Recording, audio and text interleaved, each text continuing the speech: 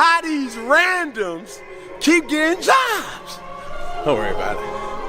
I'ma say, I can't wait to say it. I love it. I love it. Go.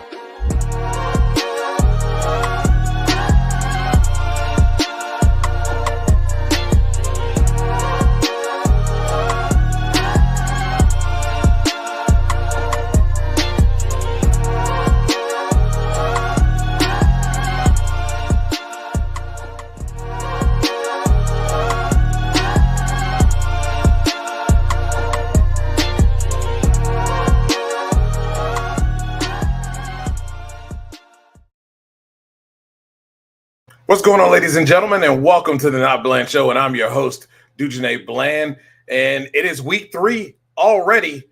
We're coming into Monday Night Football. We got 2 great games coming up, the Washington Commanders against the Cincinnati Bengals, and the Jacksonville Jaguars and the Buffalo Bills. Should be 2 good games. I don't understand why we have 2 Monday Night Football games in week 3. This is usually something that the NFL does in week 1, usually, but here we are, and it'll be interesting because the audiences will either be diehard fans or there will be people who one game is bad and they're just going to go look at the other game if it's a little bit better. So it's going to be an interesting night. Going to be interesting to see how things pan out, but man, I'm looking forward to some football, and we'll cover those games and talk about those games towards the end of this show. This week is in any given Sunday type of a week, right? People who probably you thought would have won did not win, and people who you thought should have won didn't win, and the other ones did. I'm really like scratching my head this week. This is like the 3rd week that my picks have been completely and utterly terrible. I don't know about you guys. I don't know if you guys play pick'em, but it's not fun at all. It's been one of these years as we start out already in week 3 where it is an any given Sunday type of thing right now. So it'll be interesting to see what happens in week 4. But, man, let's break it all down, and we're going to break this all down right after we give our sponsors here. Drag Race Bracket Bonanza, what a great weekend for drag racing, and it was very interesting in Top Fuel, I'll say that. Almost status quo in Funny Car and pretty much status quo in Pro Stock Motorcycle. And very interesting pro stock. So I know I did pretty decent in my pick'em. Hope that you guys had the opportunity to do well also.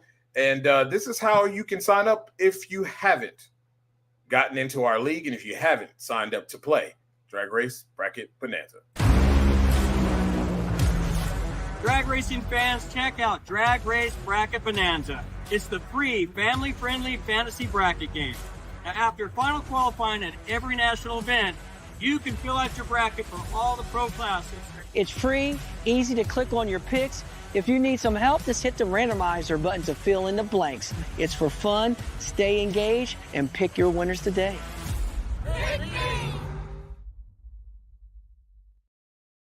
Ladies and gentlemen, it is that easy. Like, you really don't have to know anything about drag racing at all. Seriously, you don't. You can just jump right into our league. The code is at the bottom. And, man, it's going to be fun. Countdown's early, so you still have an opportunity to jump in here. And we're going to talk a lot about it next on Tuesday. We'll talk about drag racing and how that went. And we'll have some guests, and I'll let you know who they are at the end of this show. Well, the New Orleans Saints became and hit the Cinderella 12 o'clock, right? Look, it was a defensive battle on both sides of the ball. Really a game I feel like the Saints should have won, but both defenses really did a good job of stifling the offense. You saw the Saints defense go up, get some turnovers. They had 2 turnovers on the day. They had a block punt on special teams, forced a missed field goal there. And you think with all those that you would have an opportunity, or you likely would win the game, being that you caused your opponent to turn the ball over twice. It was not to be. The Eagles defense did a very good job of disguising fronts and giving them trouble. And Derek Carr talked about that. I think they did a good job mixing up their fronts. They had a lot of dudes on line scrimmage. Really sold out to try and stop the run, and they did a good job. You have to give credit to them. They made more plays than we did. We as an offense, I start with myself. I wasn't perfect, in all of my stuff, and you go back, you got to correct it. But you knew adversity would happen at some point. It's not going to be that easy all the time. And so, for us, it's a great opportunity. You get hit in the mouth. And with that said, I thought we responded. To a tough, gritty game. It wasn't all just bombs and this kind of stuff. We had to grind it out a little bit and still make plays at the end and all that kind of stuff. And then at the very end, they made one more play than we did. And that's how this game goes sometimes. But there's no discouragement or anything like that. You're pissed because you lost. You're mad at that. You want to win all these games. But end of the day, we played a really good football team, and we knew what type of team they were. You turn the film on, everyone talks about whatever. That didn't even matter. You turn the film on, and we knew what we were going to get ourselves into. And so it was a grind, but they made more plays than we did. They definitely did, and it really came down to the end. The Saints had the ball and had 3 points on the board, had it 3-0 all the way up through the third quarter, and then it was the fourth quarter where the defense kind of got a little sloppy.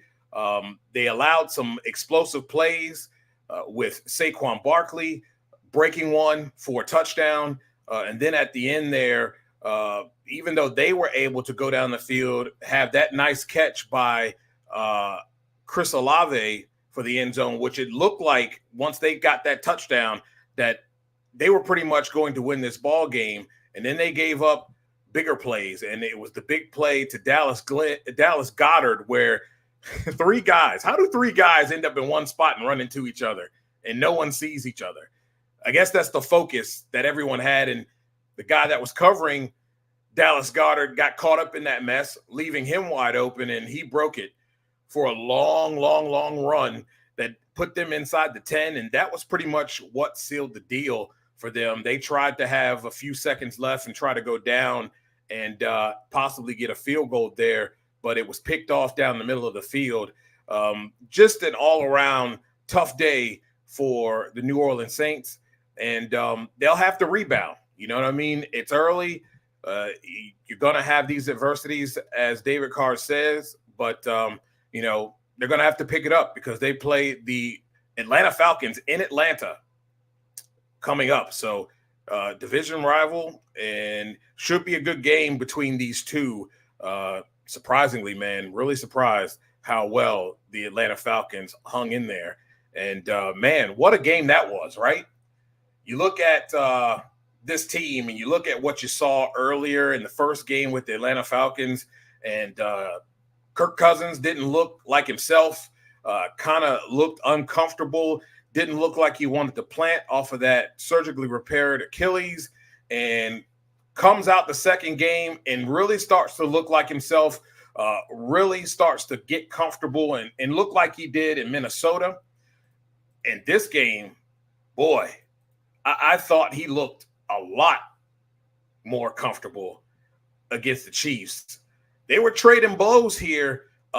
Really, really good first drive that was put together by the Atlanta Falcons. A nice combination of run and pass.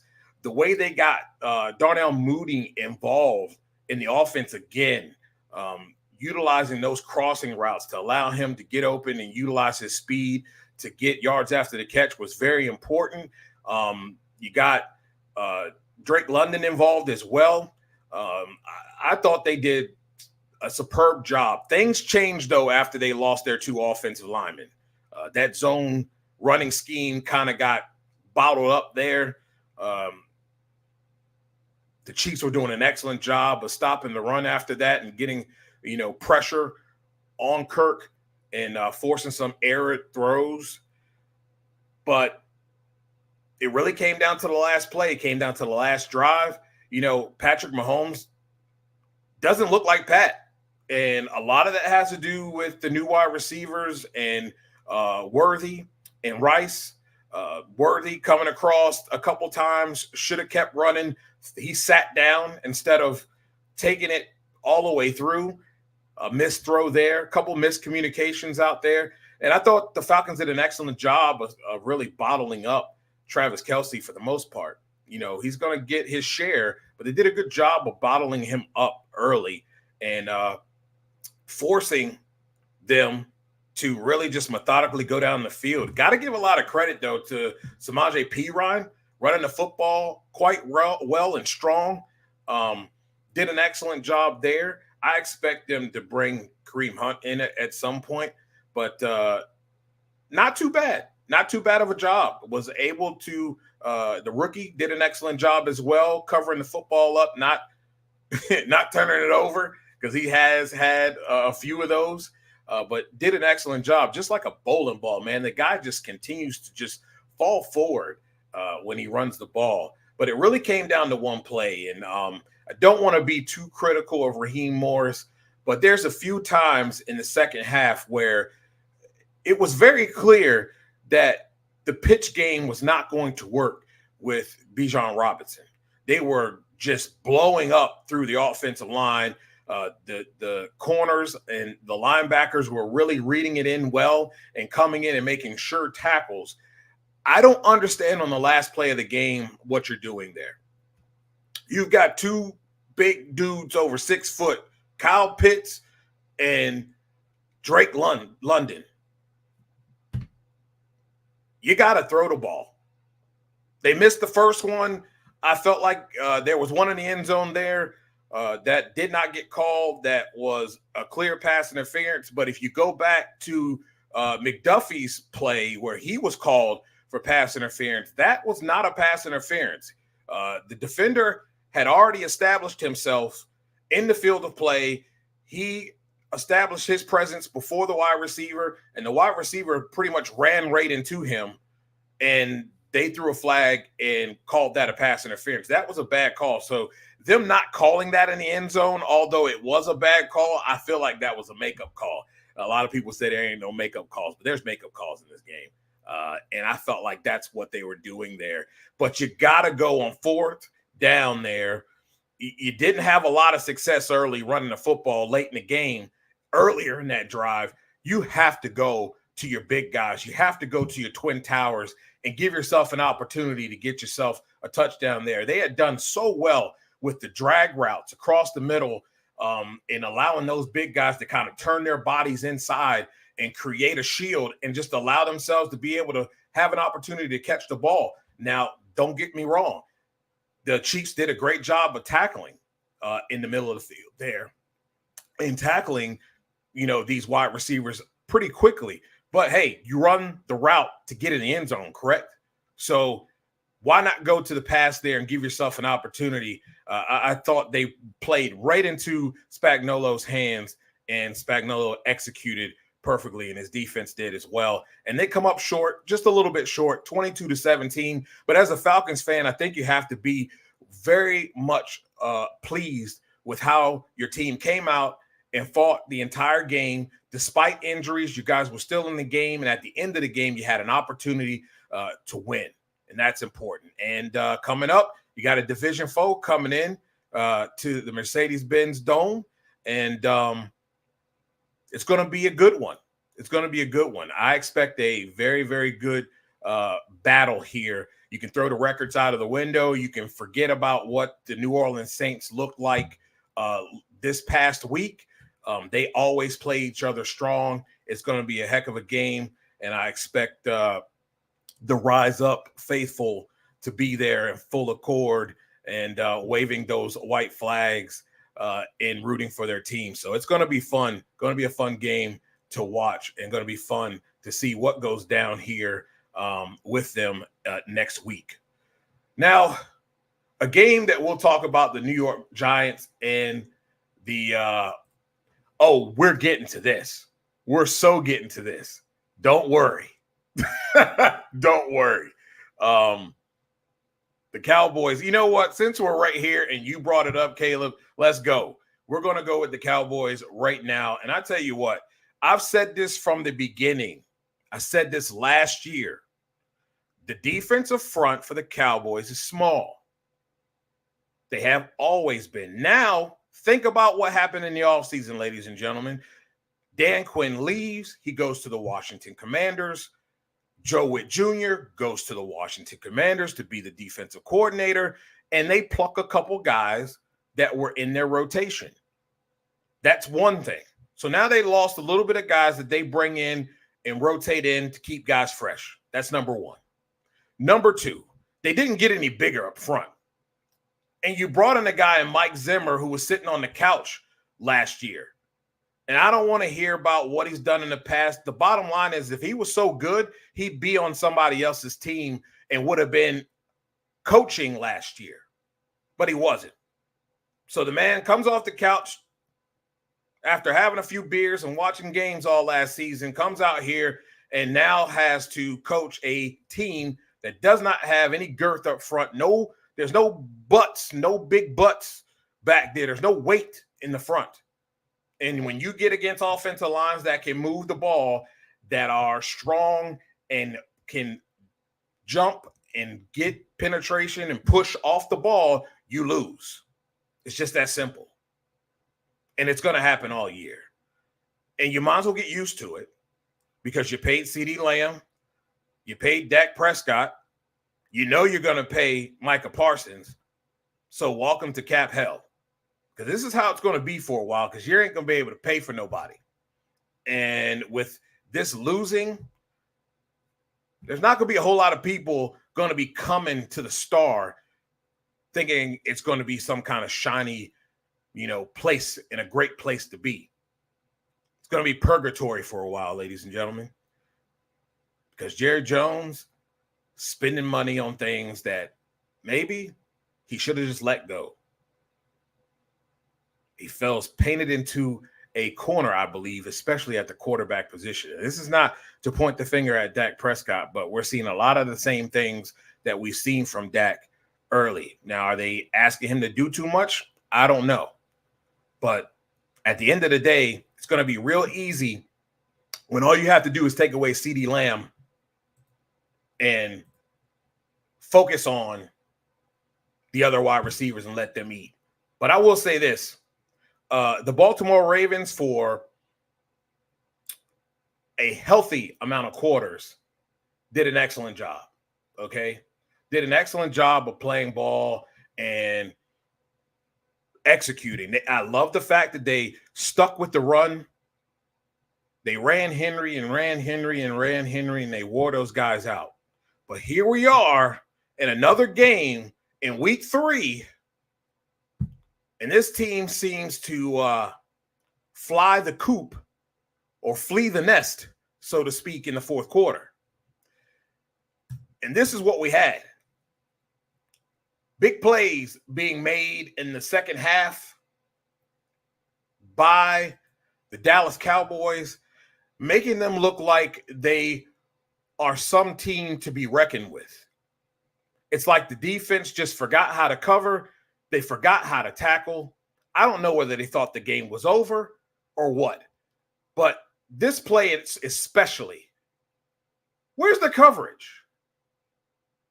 Who is that guy? They weren't doing nothing for 3 quarters. And once again, in a fourth quarter situation, they come up missing for the 3rd straight week. And just fortunately enough, you played a team that's not very good. They can't hang 82. Yes, Ravens are just better. And they are, but they can't come in here and do that in fourth quarter games again. And that's the biggest reason why they lost the first 2.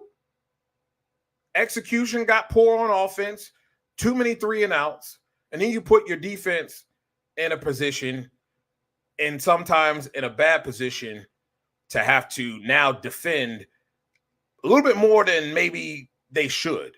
But I think this defense is perfectly capable. It just seems like we have a mental lapse in execution up front and on the back end especially. A lot of big plays were made in that last quarter, and a lot of touchdowns were gotten for no reason at all. They should have never gotten in the 20s because they weren't that good.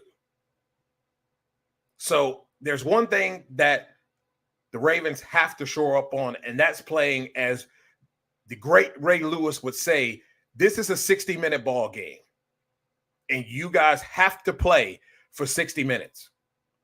Because against good football teams, you're going to end up coming out on the losing end of those more often than not if you don't. Just so happened that the Dallas Cowboys are just not very good. Not very good at all. I'm looking ahead, though, and you got a team in the NFC East in the New York Giants that looked like a formidable football team, didn't they? I mean, came in against a Cleveland Browns team, which I'm just going to say defensively, they got one of the better defenses in the league. But when your offense is inconsistent and you're out there more than you should, it doesn't matter how great your defense is, because at some point, guys get tired. Hands start getting on hips. People start breathing hard because too many 3-and-outs. And early in this ball game, boy, they sure did look good, didn't they? They looked really good. You had Deshaun Watson, first play of the game in this thing. He throws it to Amari Cooper, who has been missing for 2 weeks, and lights up your fantasy board with catches and touchdowns. Great pass. Puts it where his guy can get it. Touchdown. And it goes all downhill from here. It just seems to not make a whole lot of sense to me with how great we thought or saw Deshaun Watson. I mean, look at this. They made Daniel Jones look like Aaron Rodgers. Now, don't get me wrong. Singletary is playing great ball. Great ball. He's no Saquon Barkley, but he's playing great ball. But look at these throws with Daniel Jones. Now, don't get me wrong. Malik Neighbors is absolutely a sick individual when it comes down to catching the ball and making plays on the ball. Best player on this team.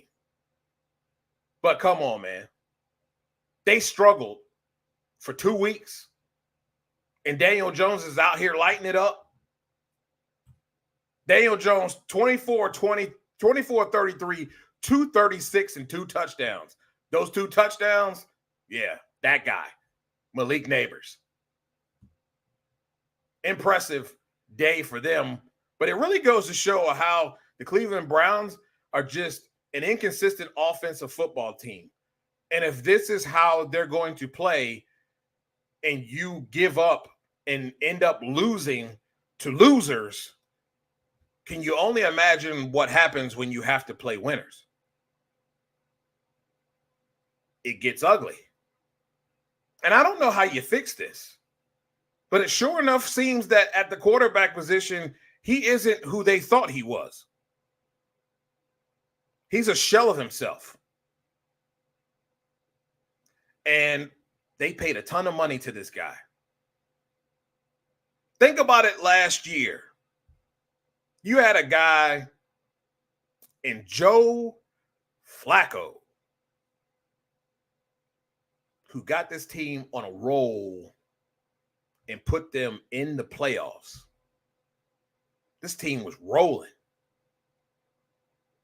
And your $200 million man can't seem to keep the ball rolling. He's sporadic, erratic, and inconsistent.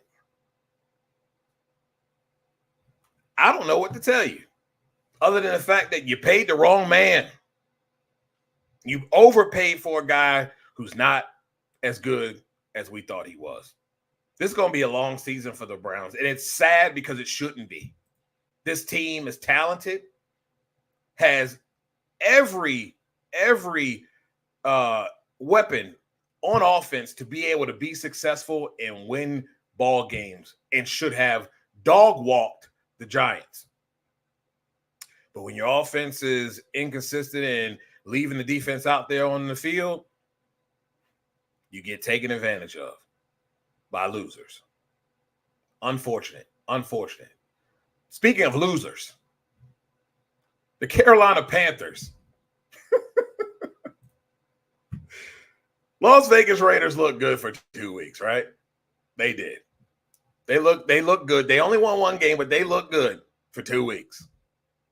And you think coming into this game against a team that has looked morbid on offense, has left its defense hanging out to dry, they switched from their rookie quarterback in his second year, who is still playing like a rookie because they haven't developed this guy in Bryce Young, to the Red Ryder BB gun, Andy Dalton. And you're like, there's no way they have any type of success with a guy who has been a backup since Cincinnati and hasn't really looked like himself and hasn't looked like the Red Ryder BB gun since Cincinnati, right? Well, wrong. He comes out and lights it up. Andy Dalton, 26 of 37, 319, and 3 touchdowns. Look at this guy. Looking comfortable. Offensive line playing stellar ball. They're running the football well. But, man, look at the comfort. Look at the time in the pocket here for Andy Dalton, the Red Ryder BB gun, lighting up this football team. Impressive, I have to say. Now, I will say this. It sure does look like this team quit on Bryce Young, didn't it? All of a sudden, the offensive line is blocking well and quarterbacks got time. Receivers making plays. Defense balling. Look like they quit on Bryce Young. And maybe because they knew that there was work that needed to be done and he was put out there a little bit too soon. But this guy was gutting this defense. And Antonio Pierce said that some guys out there made business decisions. And that since they made business decisions, they will be making business decisions as well. I don't know who the people that were making business decisions out there, but Antonio Pierce seems to know who was making those business decisions for the Las Vegas Raiders. And I do expect to see some changes from a guy who doesn't play that. Didn't play it when he was a player and doesn't play that nonsense as a coach. There will be some changes. I believe it. But is this who we think the Carolina Panthers actually might be? Not really sure. Not really sure. It's one game. And in some ways, we have to consider the source. It's a Raiders team that we really can't put a whole lot of stock in. Hasn't exactly always showed up and played like its coach and taken on the mantra of its coach. So it'll be interesting to see how everything rolls out here in the next week. But got to give a lot of credit to Andy Dalton and the Carolina Panthers coming out and making plays. He looked good, looked solid against a Raiders team. And they will be taking on the Cincinnati Bengals next week. So it'll be interesting to see how it all rolls out. We'll see what the Bengals do tonight. But great week for Panthers fans. Got a little bit of hope. How about the Green Bay Packers? You lose Jordan Love early in the season here, and you think, boy, we got to go. We got to go to Malik Willis. I'm not sure if we can sustain here. Not sure if we're going to be able to get wins with the backup, because before this, he hadn't looked very good, right, as a quarterback. But, man, what a difference a year makes for this guy. Comes out, makes plays in his second week, enough plays for them to get a W. And then this week, that boy is cooking. He looks very comfortable getting the ball out quickly. He's standing in the pocket, but the biggest thing for Willis is the fact that he's still playing within himself and willing to make plays with his feet. Not trying to be a complete pocket passer, but he's still willing to make plays with his feet. And that's important for a quarterback who uses his legs to make plays. And I think that's the worst thing that quarterbacks that are dual threat quarterbacks can do. What do you have to prove by staying in the pocket? If there's nowhere to go and you got an out, take the out. The only thing coaches ask is that you don't put yourself in harm's way. That's all. It's pretty simple. Don't put yourself in harm's way and make your plays. Because when you start taking that away and you start having them second guess what they do, then it becomes a little bit convoluted. The things become cloudy and they don't seem to play as well. So it's best that they stay the way that they are and do what they do best, and that's be dual threat quarterback. On the other side of the ball, man, Will Levis is just not making good decisions with the football. That's really what it all boils down to. We see D-Hop made some plays. Again, didn't do too much in the first 2 weeks, and if he was somebody you drafted in your fantasy league, well, he lit it up, and he was likely sitting on your bench.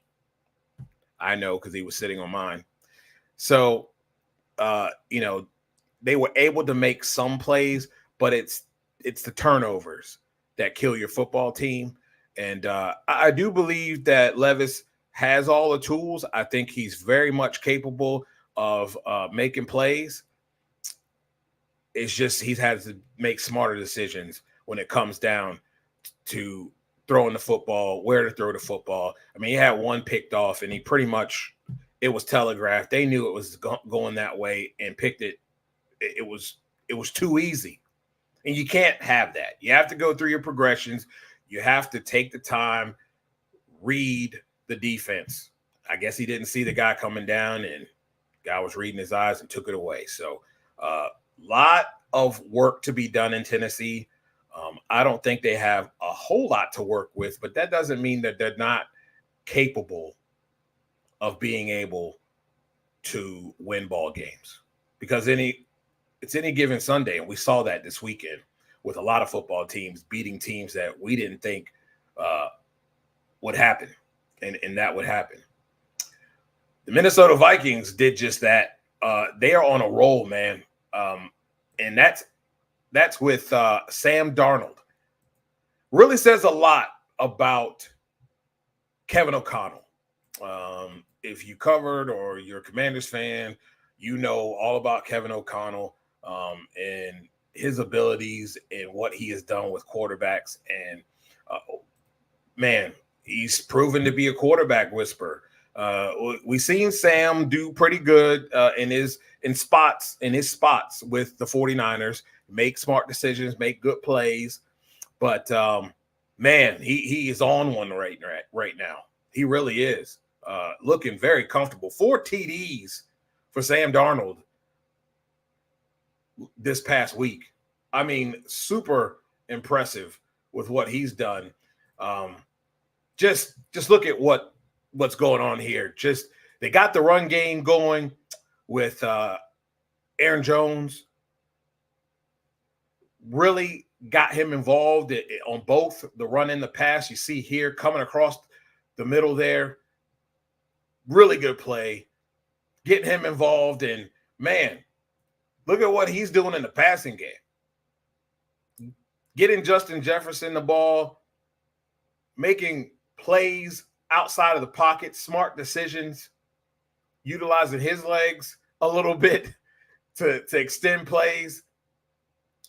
This Vikings offense is playing exceptionally well. And it all starts really with the protection. We all know that that's a key part of a lot of quarterback success. And what a great job that Kevin O'Connell is doing. He's doing a lot of mixture of things. There's some things where he's keeping them in the pocket. He's rolling them out in boots to the left and the right, moving the pocket a little bit, keeping the defense off kilter. And when your running game's working well, you pretty much have everything at your arsenal to be able to throw at them. And, man, they did that in stellar fashion. And this Vikings defense just swarmed C.J. Stroud. They just flat out overwhelmed them all day long, made it tough on them in every aspect. And, man, Jonathan Grenard tearing his teammate up. Getting sack after sack. They just overwhelmed that Texans offensive line. And that's pretty much the first time that we've seen them be completely dismantled and stifled on offense. C.J. Stroud threw an interception in this game. Hadn't seen that in a long time. I mean, the dude has been so precise and so, careful with the football. And they got a turnover from him this weekend. I don't expect for Houston to stay down like this, but, man, what a job. What a job at home to just come out and just swarm and just take over a ball game. That was important for them to do, and they got it done. They got it done in great fashion. Now, tonight, we have two games at the helm. We'll talk about the Washington Commanders and the Cincinnati Bengals. You can go to sportsjourney.com. There's a great article up talking about this game, ahead of the game, how it stacks up. Great article by our founder and owner, Lake Lewis. There will be some other stuff up also after the game, so check it out. But this game, I'm taking the Bengals here. And the only reason why I lean towards the Bengals in this is because of the Washington Commanders defense on the back end. And really as a whole, you've got two guys up front in Jonathan Allen and Daron Payne that are supposed to be big. They have every athletic ability to dominate the middle, and they just don't. A lot of pit bull talk and show up to the show when the lights are big and the moment is big and the lights are bright and look like toy poodles out there getting pushed around by guys that they really have no business being pushed around by.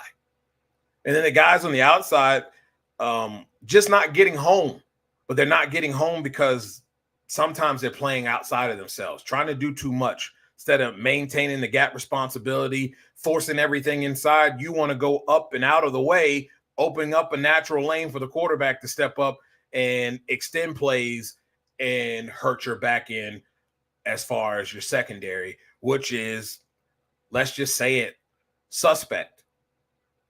Very inconsistent back there. We're still seeing guys who are not where they're supposed to be. And with a receiving core led by Jamar Chase, could be a stellar day. Hope you have him in your fantasy on your fantasy team starting here. It's going to be a very tough night if the back end cannot live up and do what, at least the simple things. Stay with your man. No broken plays. Get guys down and make plays on the ball when you have an opportunity. And Joe Witt talks about the playing and arriving violently. Well, ladies and gentlemen, we haven't seen them arrive violently for 2 weeks. And they got away with one against the Giants. Tonight, against a team that had and looked very confused on offense, the Bengals, there shouldn't be any reason why you can't be disruptive and move Joe Burrow off of his spot. But if you're going to give him a ton of time, if you're going to have broken plays, they're just going to light you up and light the scoreboard up. Offensively for the Commanders, though, I think this young kid continues to do what he's been doing in Jaden Daniels. This is a big stage. Lights are bright. He's playing an LSU alumni. Both have had great careers and put LSU on high. They're Heisman Trophy winners. Look, I think the kid's going to show up, and I think you're going to see Terry McLaurin get the ball more. Cliff Kingsbury understands that. He's got to find ways to get him the ball, and rightfully so. He's your number one at this moment. And what are other teams doing? And I'm not saying you got to force him the football, but let's go back to Daniel Jones and Malik Neighbors. They're finding ways to get Malik the ball. And we all know Terry is a great route runner. No, he's a dog when it comes down to going up and getting the football. Give him an opportunity to make a play and make people respect it. Because that's really the big problem here, why they're not having consistent success, and they're still having some success in the run game, despite really not throwing the ball deep and your defense really kind of playing the run. Defenses still have struggled to stop Brian Robinson Jr. and Austin Eckler. But just imagine if you can get Terry the ball. Start stressing out the secondary. Now it opens things up for a Luke McCaffrey, for Zach Ertz, for Noah Brown, for a De'Ami Brown. These are guys that can make plays. You just have to start getting your guy the ball and now making defenses respect you a lot more in the pass game. The biggest thing here, though, that really helps out Washington is this kid's ability to run and get away from you quickly. I really do think they will score some points tonight. I do not see them winning. I'm going to go with a 24-17, 24, maybe 21 type of ball game here. I do think it's a possibility that the Cincinnati Bengals get out early. We've seen that, a few times this year with the other teams that have been played against for the Washington Commanders. But we also seen this team score and get into scoring range. Now, we don't want to see Seaberg kicking the ball 7 times and kicking field goals.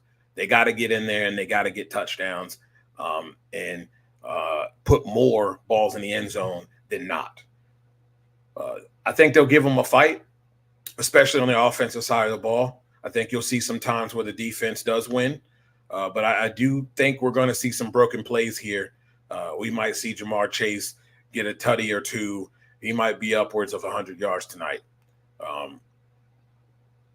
But he's going to get his. got to see if they can hold it down on the other side of the ball there. It'll be a good game to watch. It's a growth. Commanders fans got to realize this roster was bad. And I know a lot of fans held a lot of people and a lot of these players at a high regard, but we're seeing that some of these guys were not in a high regard as it pertains to the league when they were let go. And you can't turn a roster over in 1 year. So they're trying to work with what they got. Guys got to step up. Guys got to find themselves. Guys got to look themselves in the mirror and come out and play with a little heart on defense. And might see something that we've seen throughout this theme of week 3, teams winning that really shouldn't be winning. The second game on the night, and it will be about around the same time, 8:15 for the Commanders, a normal Monday Night Football start, and then 7:30 for the Jaguars and the Buffalo Bills. Look, the Jags have to come out and play ball the way that everyone knows that they can. A plethora of talent. They have everything that they need to be successful offensively. You're going to have to play better ball as a quarterback when it comes to why am I forgetting this kid's name? When it comes to the kid out of Clemson, Trevor Lawrence, got to play better ball. He can't turn the football over. He's going to have to complete more passes and be more accurate. They have the ability to run the football. Travis Etienne is a dual threat. You've got Bigsby back there as well, another hard-nosed running back. They just have to put everything together and not put their defense in bad positions. That's really what it's been all about. The offense not doing its job, a lot of 3-and-outs. You're turning the ball over, and you're leaving your defense out there longer than they can deal with. And any defense who's out there too long, going to get tired. We talked about this. So they have to do their job first and foremost. Look, it's all about containing. It's all about containing Josh Allen. Shouldn't be too hard. They don't have that many weapons out there. I mean, you got Coleman, Cook and Davis out of the backfield. But at the core of it, to me, they are missing a guy in Stephon Diggs. But again, you got a guy in Josh Allen who can make off-schedule plays. He uses legs to run the football as well. Is a dual threat, a guy you have to respect. It's just all about staying home and maintaining gap responsibility. Don't get out of yourself. Don't try to do much. Don't play hero ball. Just do your job. And if they can do that, they have an opportunity to be able to win this football game. No problem. No problem at all. But you know what? I just don't believe in Doug Peterson. And I talked about this, I think it was on week 2's show, how his offenses seem to have an expiration date. And I'm not sure that this offense is what it should be under Doug Peterson. We'll find out tonight, though. We'll find out tonight. But this is going to be a tough game for the Jaguars. I think they lose a close one. 21-17 type of ball game. Defenses are going to play well, going to keep these offenses in the ball game. I think they lose it late and unfortunately fall to an 0-3 start. In a division, though, that's really not that hard to win.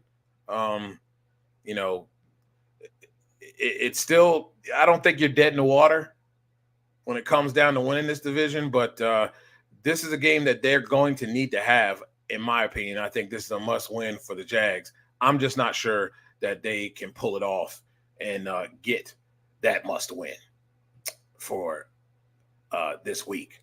Look, a great week 3 and a very interesting one that has given a lot of people questions on what's been going on around the league.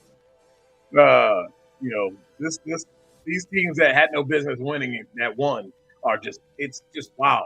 But again, any given Sunday, right? Any given Sunday. Well, ladies and gentlemen, thank you for watching the show. We're going to try to do this every week. We're going to try to have a guest next week to talk about week 4 NFL. Hopefully your team is doing well. If not, hopefully eventually they will turn this thing around. Tomorrow, Tuesday's show, we will be talking about the NHRA Week 3.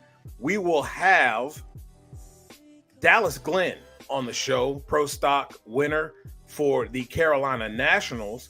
And we're going to ask him about his really ascension. They've been really consistent. He's been really consistent since Indy and has rolled into this playoffs pretty hot. And that's what you need if you want to win a championship. We are out trying to secure Brian Karate, crew chief of Antron Brown, who also won and is the points leader. All 4 winners are points leaders in the playoffs to the championship. So hopefully we'll have Brian Karate. If not, we'll have Dallas Glenn and we'll have fun still. We'll talk about the week that was and we'll look ahead to the 3rd race, the Midwest Nationals. This is the 3rd race. This is a do or die for a lot of people. A lot of people's playoff hopes, a lot of people's championships are on the line in the Midwest Nationals, and we'll talk about it coming up tomorrow, 7 o'clock p.m. If you haven't, like, subscribe, share, tell a friend to tell a friend. Look, ladies and gentlemen, thank you so much for Sports Journey. I'm Dujane Bland, and we are out of here.